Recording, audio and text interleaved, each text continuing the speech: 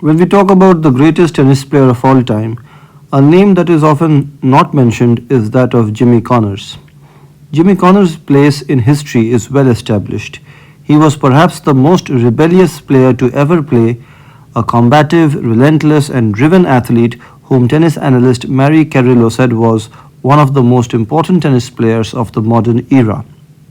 Jimmy Connors never ever made apologies for his on court behavior, his maniacal competitive drive, or his nomadic approach that kept him isolated and distanced from his tour counterparts. There was no middle ground with Jimmy Connors. He was either adored or disliked, nothing in between. I was not about establishment, Connors told ESPN's 30 for 30. Being an outsider drove me to being able to play better. It became me against everyone else. I wasn't going out there to win friends, I was going out there to win tennis matches. The incorrigible Connors won 8 major singles championships, including 5 US Opens, a record in the Open era, 2 Wimbledon Gentlemen's Singles Championships, and 1 Australian Open. Connors said that Paris was his favorite destination on tour, but he failed to reach the finals in 13 trips to Roland Garros. He was a semi finalist 4 times. Jimmy Connors holds the Open era record for most championships won, 109, and was the year end number 1 world ranked player from 1974 through 1978. He placed a stranglehold on the top ranking on July 29, 1974, and did not relinquish it for 160 consecutive weeks, a record that held firm until it was broken by Roger Federer on February 26, 2007. On his resume of victories, Connors won the Masters Cup, which is now known as ATP Finals, in 1977 over Bjorn Borg, and 2 World Championship tennis finals in 1977 and 1980, defeating Dick Stockton and John McEnroe respectively. Tennis has had its share of electric performers, but none quite like Jimmy Connors. He was fiery, controversial, outspoken, and utterly competitive. His play was every bit a tribute to the jazz rock band Blood, Sweat, and Tears, because that's exactly what type of effort Connors put forth in each of the 1,532 matches he played. He won 1,254 of those, the best in tennis history. Tennis was never work for me, tennis was fun, Connors often said, and the tougher the battle and the longer the match, the more fun I had. If you weren't lucky enough to watch Connors pump his left fist and roar in exuberance after hitting a big shot in person, he was a riveting performer on television, particularly at the US Open. The love affair Connors had with the US Open, the New York fans, and vice versa was frenetic. As the only player in history to win the US Open on all 3 surfaces, Connors won a record tying 5 championships. Connors reached the 1976 and 1977 US Open final without losing a set, defeating Bjorn Borg in the 1976 final but losing to Guillermo Villa in the 1977 final. While a calendar year and career Grand Slam evaded Connors largely because he only played in 2 Australian Opens, winning in 1974 and losing to John Newcombe in the 1975 final, Connors is one of only 6 Open era male players to win 3 or more majors in the same year, which he accomplished in 1974 by winning the Australian Open, Wimbledon, and the US Open. Connors joined Rod Laver, Mats Wilander, Roger Federer, Rafael Nadal, and Novak Djokovic as the only players to have earned that feat. Connors was born in Belleville, Illinois, across the Mississippi River from St. Louis, and was dubbed the Belleville Basher by tennis scribe Bud Collins. His collegiate career was brief but fortuitous. As a freshman at the University of California at Los Angeles, he won the NCAA Division I Singles Championship and earned All-America honors. He turned professional in 1971 and won the first of his 109 tournaments in Roanoke, Virginia, defeating Czech Vladimir Zeknik 6-4, 7-6. His last championship match was in 1989 at Tel Aviv, Israel, defeating Gilad Bloom, and by the end of his career he had 109 titles and 55 runner-up appearances. Connors hit the ball with full extension and exertion. He took the ball early on the rise, but like most of the pros of his generation who hit the ball with topspin, some heavily like Borg and Villa, Connors hit the ball extremely flat with little or no topspin. The ball snapped off his racket like a torpedo in a perpendicular line that were precariously close to skimming the net, but rarely did.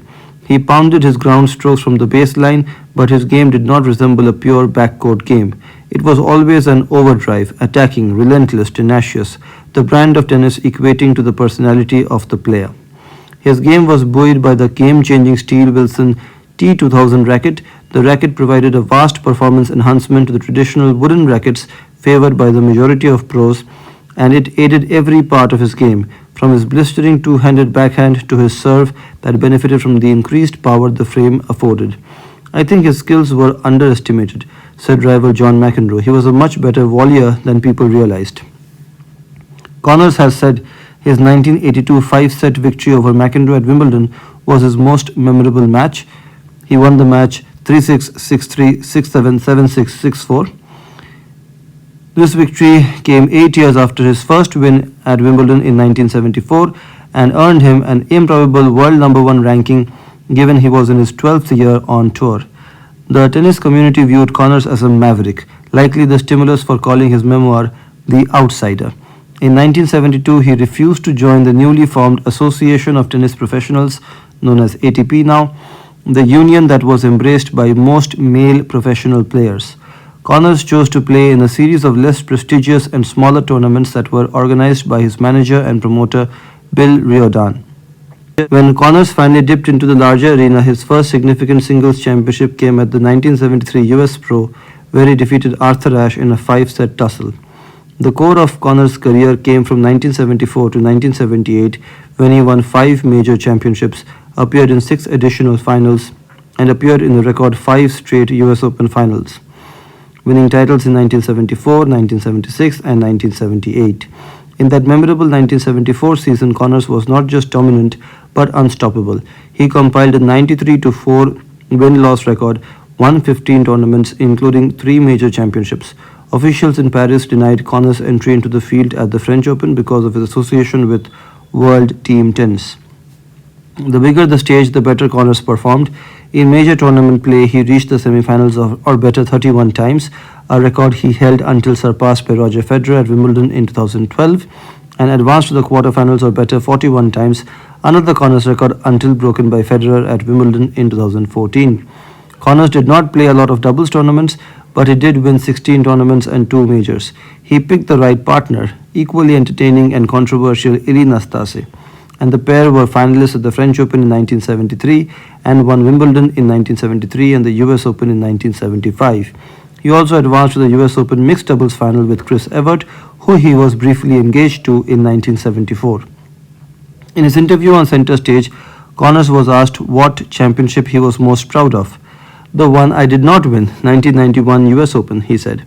Connors was coming off a wrist injury, was ranked 174th in the world, and was in the field as a wild card. He was twice the age of the previous year's champion Pete Sampras, and the odds of him advancing past the first round were not favorable. In the first round against Patrick McEnroe, Connors went down 2-love in sets and trailed 3-1 in the third set. I thought I had it in the bag, McEnroe said. Connors used a questionable line call that went in McEnroe's favor to ignite himself and the fans, with chants of Jimmy, Jimmy, Jimmy raining down from the crowd inside Arthur Ashe Stadium. He rode back and at 1:35 a.m. earned a shocking five-set victory 4-6, 6-7, 6-4, 6-2, 6-4. He defeated qualifier Michel Shapers easily in the second round 6-2, 6-3, 6-2, and the excitement and momentum was palatable throughout the Open. He thumped Karel Novacek in the third round 6-1, 6-4, 6-3, setting up a classic fourth round match against Aaron Krickstein, who had defeated Andre Agassi in straight sets in the opening round. Connors was celebrating his 39th birthday, which ratcheted up the drama. Krickstein took the first set easily 6-3 and had hoped to earn a quick 2-love sets lead, silence the crowd, make an exit before things got hairy. That did not happen. At 7-all in the second set tiebreaker, the match spiraled away from Krickstein after a Connors cross-court overhead was called out, then overruled by the chair umpire Paul Littlefield after a Krickstein protest. Connors went on a 5-minute tirade that changed the entire match complexion. He thundered back and on each winner pointed his racket at Littlefield, which created a rock concert atmosphere in the stadium. Krickstein won the third 6-1 and Connors tied the match with a 6-3 fourth set victory. Krickstein was confident in five-setters and took a 5-2 lead and was serving for the match at 5-3. He won the first point on an ace and the game went to deuce. Krickstein muffed one of his favorite shots, a one-bounce overhead that went 7 feet long, and Connors hit a crisp volley on the next point to come within 5-4. Krickstein surged ahead 6-5 and needed just 2 points to defeat Connors for the first time ever. Connors leveled the match at 6-6 and on the changeover looked into the CBS television camera saying, "This is what they paid for, this is what they want." He defeated Krickstein in 5 sets and in the quarterfinals took out Paul Harrius in 4 sets. The match became a classic based on a single point that saw Connors return 4 consecutive overheads and then launch a lunging backhand winner down the line. The Magic ended in the semifinals against Jim Courier, and although Stefan Edberg won the championship that year, Connors was the sentimental champion. Sports Illustrated placing him on its cover with the headline, "The People's Choice." If you took the 10 greatest moments or points in US Open history, 6 or 7 of them would be his, said John McEnroe, and 3 or 4 would be at the 91 Open. In head-to-head competition against his main rivals, Jimmy Connors trailed McEnroe 2013, Borg 10-7 and Ivan Lendl 22-13, but posted 5 of his 8 major victories against that trio, defeating Borg in the 1976 and 1978 US Open, McEnroe at Wimbledon in 1982, and Lendl in back-to-back US Open championships in 1982 and 1983.